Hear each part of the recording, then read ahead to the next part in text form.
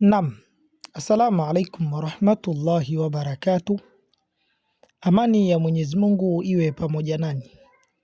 Ni mimi Muallim Motomoto, mganga wa tiba asili Tanzania. Napatikana Kigamboni, Dar es Salaam. Leo nimekuja kwenu na mti huu wa mbaazi au mbainisha.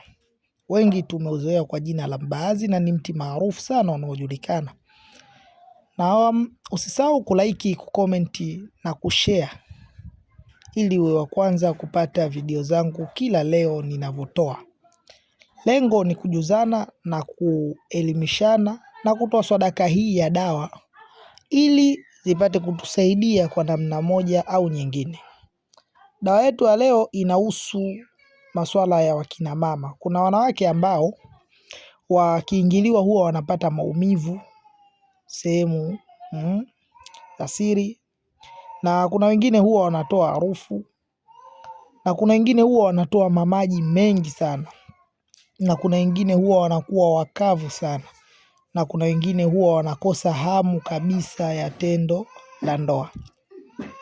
Ikiwa tatizo hili linasababishwa na maradhi ya kawaida ya kibiolojia, ama ikiwa yanasababishwa na maradhi ya kichawi ama jini, kwa uwezo wake Mwenyezi Mungu leo tumekuja na suluhisho juu ya tatizo hili kupitia mti huu wa mbaazi kwa idhini yake Mwenyezi Mungu, kwa sababu mfanyaji ni Mwenyezi Mungu. Hivi vitu vingine vote vilivyobaki ni asbab.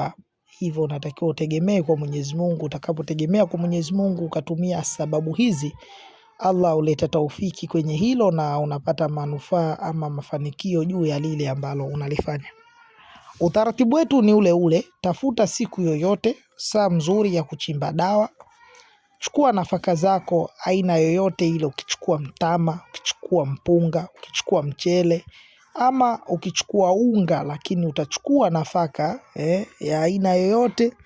Utakuja nayo katika mti huu wa mbaazi au mbainisha. Ukifika utamuomba Mwenyezi Mungu, ewe Mwenyezi Mungu, mimi mja wako fulani, mzaliwa na fulani, nia yangu na madhumuni yangu ya kuja katika mti huu ni kuja kuchukua majani ya mti huu ili ikawe asababu ya mimi kufanikisha au kuondoa tatizo langu hili ambalo mimi linanisumbua.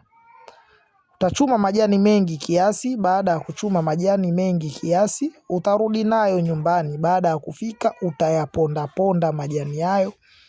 Baada ya kuyaponda ponda, yakishapondeka vizuri majani ya mti huu wa mbaazi au mbainisha, utayagawa mafungu mawili. Sasa baada ya kuyagawa mafungu mawili, fungu la kwanza utatumia kuchemsha. Utachanganya ndani yake na punje 3 za ubani aina yoyote ile, au utatia punje 3 za karafuu au punje 3 za pilipili manga. Kisha majani hayo ambayo umechemsha utakunywa asubuhi na jioni, kutwa mara 2, asubuhi na jioni, kwa muda wa siku 5 mpaka 7. Na yale mengine ambayo yamebaki utatumia kuweka katika pedi yako au katika chupi, alafu utavaa kana kwamba upo katika hedhi. Utakuwa unatumia utaratibu huu kuvaa mpaka pale utakapokuwa unaenda kwenye haja ndogo, unabadilisha unaweka mengine. Majani haya utatumia kwa muda wa siku 5 mpaka 7. Endapo utayaona majani haya yamekuwa makavu, utayachanganya na asali kidogo, alafu utayaweka vizuri pale katika peji yako au katika chupi yako, kisha utavaa. Kwa uwezo wa Mwenyezi Mungu itavuta ule uchafu ndani vizuri kabisa. Kwa hiyo baada ya hapo utakuwa unabadilisha kila unapoenda chooni haja ndogo.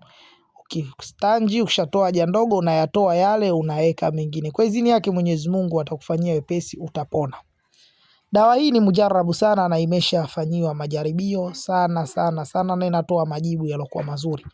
Ewe ndugu yangu, Mungu akufanyie wepesi, na wewe ambaye unaenda kutumia, Mungu akufanyie wepesi ukafanikiwe. Inaondoa matatizo yote yanayosababishwa na matatizo ya tunasema ya UTI. Ikiwa unapata maumivu, ikiwa unatoa harufu, ikiwa namna yoyote ile, ndugu zangu, niseme karibuni sana sana sana kwa Muallim Motomoto.